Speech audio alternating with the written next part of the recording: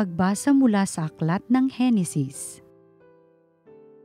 Nabuhay si Sara ng 127 taon. Namatay siya sa Kiryat Arba, tinatawag ding Hebron, sa lupain ng Kanaan. Ito'y labis na ikinalungkot ni Abraham. Sandaling iniwan ni Abraham ang bangkay at nakipag-usap sa mga Heteo. Wika niya, "Ako'y nakikipamayan lamang sa inyo. Kung maaari, pagbilhan ninyo ako ng dakong mapaglilibingan sa aking asawa."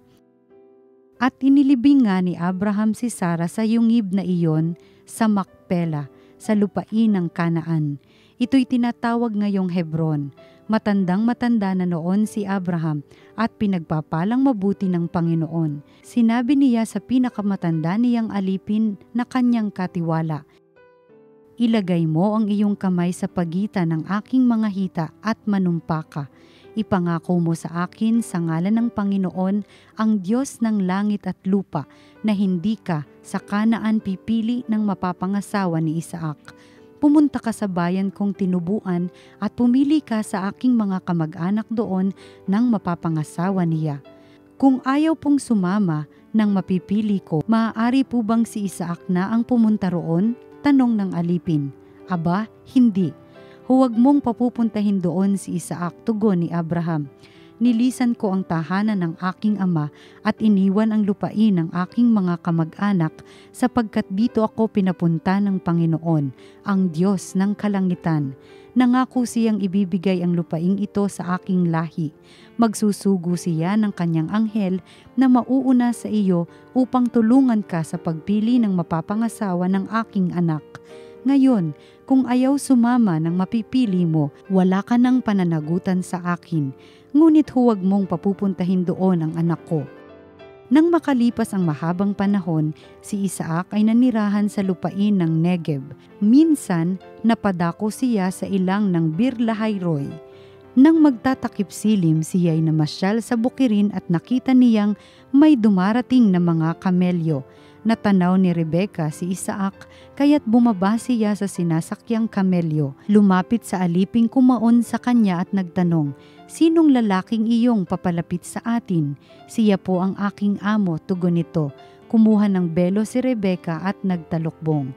Pagtatagpo nila'y isinalaysay ng alipin kay Isaac ang mga pangyayari, kaya't tinanggap ni Isaac si Rebeka bilang asawa at dinala sa kanyang tolda. Ang babae ay napamahal sa kanya at naging kaaliwan niya sa pagkamatay ng kanyang ina. Ang salita ng Diyos. Salamat sa Diyos.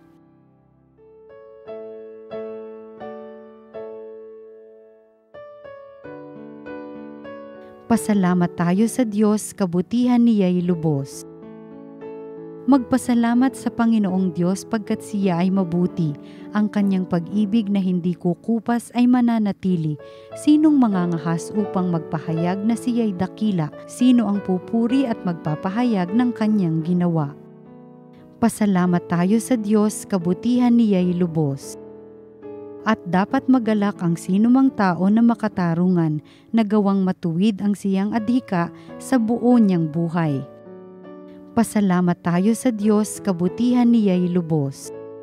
Tulungan mo ako kapag ang bayan mo'y iyong nagunita. Sa pagliligtas mo, isama mo sana ang lingkod mong aba, upang makita ko ang pag-unlad nila sa iyong hinirang. Kasama ng iyong bansang nagagalak, ako'y magdiriwang. Pasalamat tayo sa Diyos, kabutihan niya'y lubos. Ang mabuting balita ng Panginoon ayon kay San Mateo.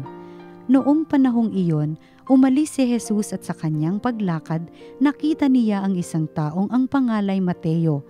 Nakaupo ito sa paningilan ng buwis. Sinabi ni Jesus sa kanya, "Sumunod ka sa akin." Tumindig si Mateo at sumunod sa kanya. Nang si Jesus at ang kanyang mga alagad ay nasa bahay ni Mateo, dumating ang maraming publikano at mga makasalanan, at sila'y magkakasalong kumain. Nang makita ito ng mga Pariseo, tinanong nila ang kanyang mga alagad, "Bakit sumasalo sa mga publikano at sa mga makasalanan ng inyong guro?" Narinig ito ni Jesus at siya ang sumagot, "Ang mga may sakit ang nangangailangan ng manggagamot, hindi ang mga walang sakit. Humayo kayo at unawain ninyo ang kahulugan nito. Habag ang ibig ko at hindi hain. Sapagkat naparito ako upang tawagin ang mga makasalanan, hindi ang mga banal. Ang mabuting balita ng Panginoon. Pinupuri ka namin, Panginoong Hesukristo.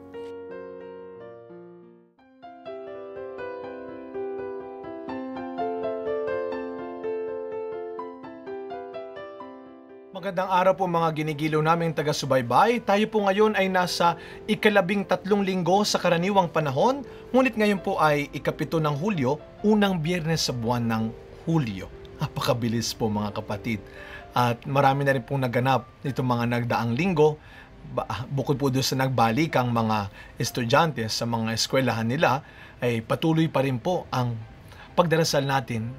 Patuloy pa rin po ang hangad natin na matapos ang anumang kaguluhan, matapos ang anumang digmaan, hindi lamang sa bansa natin, hindi lamang sa Mindanao, kundi sa buong mundo.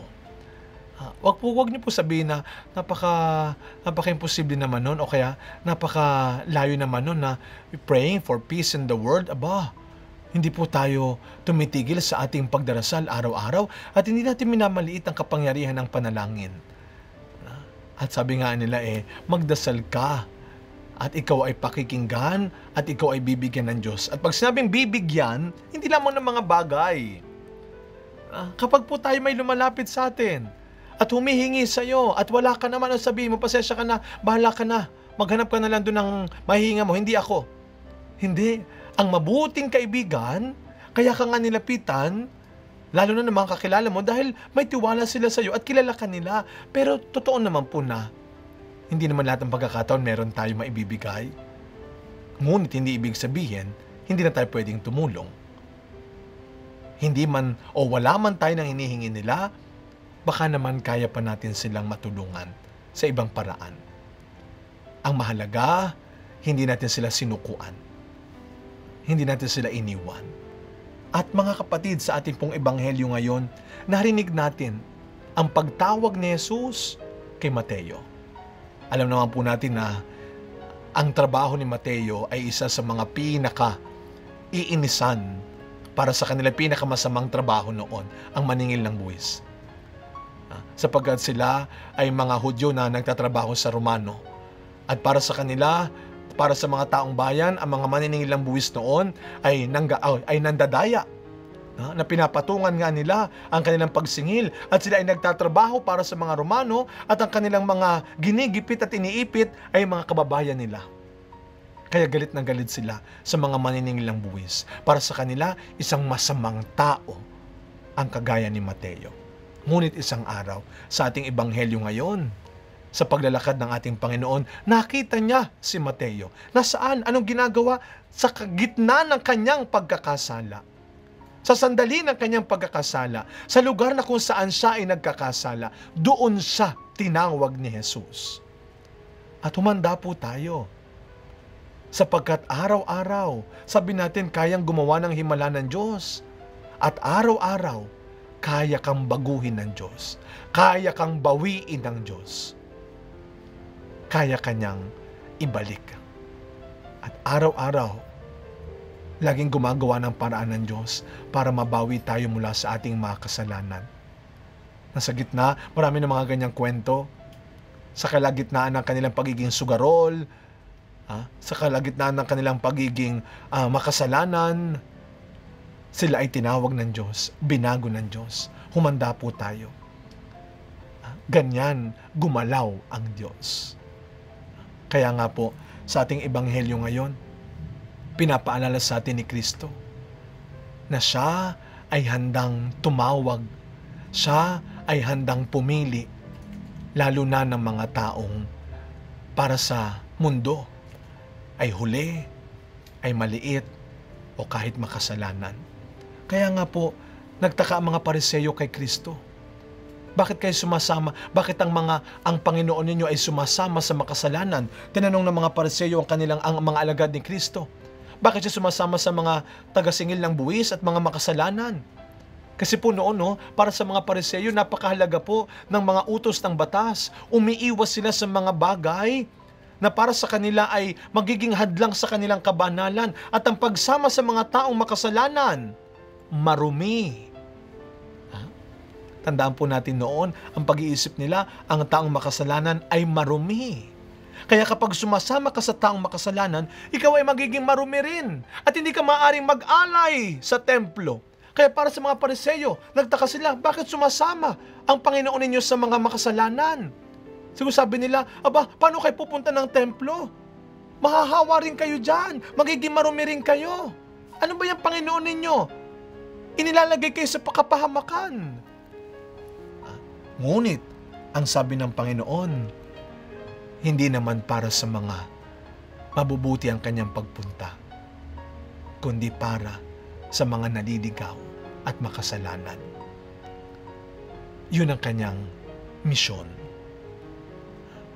Hindi lang para sumama, hindi lang para hanapin ang mga mababait, ang mga mabubuti. But of course, hindi naman po sinasabi na masama, hindi naman po sinasabi na binabaliwala ang mga mabubuti at ang mga gumagawa ng tama. Ngunit, ang hangarin ng Diyos, ang hangarin ni Kristo, ay hanapin at iligtas ang mga naligaw at naliligaw. Kaya, siguro po isang malaking hamon sa atin na tayo po ay tinatawag ni Kristo na makiisa, makisalamuha, sumama. Huwag tayong matakot lumapit sa kanila. Huwag tayong matakot na tawagin sila, samahan sila. Alam niyo po, meron kaming isang nakilalang katikista sa Maynila, katikista ng Manila. Si Brother John. Siya po ay isang katikista na ang ginawa niya, talagang lumabas siya ng kalsada. Katikista sa kalsada. Street catechist. At doon siya nagturo sa mga bata, siguro pati na rin sa matatanda, sa kalsada. Kung anong itinuturo niya sa loob ng eskwela, ganun din sa kalsada. At alam niyo po, isang araw, siya ay nakitira rin sa kanila. Natulog kasama ng mga taong kalsada. Kumain kasama nila. Natulog kasama nila. Maghapon. At siguro yan po ang paanyaya sa atin ng Panginoon. Tayo pong lahat ay tinatawag ng Diyos na hanapin din ang mga hinahanap niya at ang mga hinahanap niya. Sabi nga nung kanta, walang sino man ang nabubuhay para sa sarili lamang. I think this is a good invitation and challenge para sa ating lahat. Hanapin natin. Huwag natin silang palapitin. Hanapin natin. Lapitan natin. Huwag natin silang hintayin. Nawa kagaya ni Rebecca sa ating unang pagbasa, ibinigay siya sa buhay ni Isaac. Sabi sa huling bahagi ng unang pagbasa, ang babaeng si Rebecca ay napamahal kay Isaac at naging kaaliwan sa pagkamatay ng kanyang ina. Dahil that time, nung namatay na po si Sarah, ang ina ni Isaac, siyempre nandun yung kalungkutan nila ni Abraham. At hindi siya pinabayaan ng Diyos. Ibinigay si Rebecca na siyang naging kaaliwan ni Isaac sa pagkamatay ng kanyang ina. Sana tayo rin. Let us become joy to the poor, to the weak, to the sick, to the abandoned, to the unloved, to the unwanted. Sana maging kaaliwan din tayo. Pero kung tayo ay lalayo sa kanila, mandidiri sa kanila, manghuhusga sa kanila, paano tayo magiging kaligayahan? Paano tayo magiging pag-asa ng iba? At yun po, sa araw na ito, ang ating hangarin at hingin sa Panginoon. Na sana tayo po ay matutong lumapit sa kanila. Huwag natin silang antayin. Sila ay ating hanapin. Sila ay ating lapitan. Pag ako po ay nagmimisa sa City Jail, hanggang ngayon, yan ang pinagpapasalamat ko sa Diyos. Minsan po may isinama ako, bago pa siya sumama, ang tanong na niya, anong gagawin natin, Father? Kakausapin ba natin sila? Meron ba tayong encounter sa kanila? Meron ba tayong one-on-one sa kanila? May sharing ba tayo sa kanila? Sabi ko, magsisimba ka lang. Uupo ka kasama nila, kakanta, magdadasal, kasama nila. Yun lang, sapat na. Ang maramdaman nila na ikaw ay hindi malayo sa kanila. Sana, ganon din tayo. Iparamdam natin sa kanila na hindi tayo malayo at lumalayo sa kanila. At tayo man ay mapalapit sa kanila, tandaan po natin, ang sabi ng Panginoon, ano man ang ginawa mo sa pinakamaliit, ay ginawa mo sa akin. Ang paglapit natin sa mga maliliit, sa mga mahihina, sa mahihirap at makasalanan, ay ang paglapit natin sa ating Panginoon. Araw-araw, maging magkaaliwan nawa tayo ng mga maliliit at mahihirap. Makita nawa nila ang mukha ni Kristo sa atin. Amen.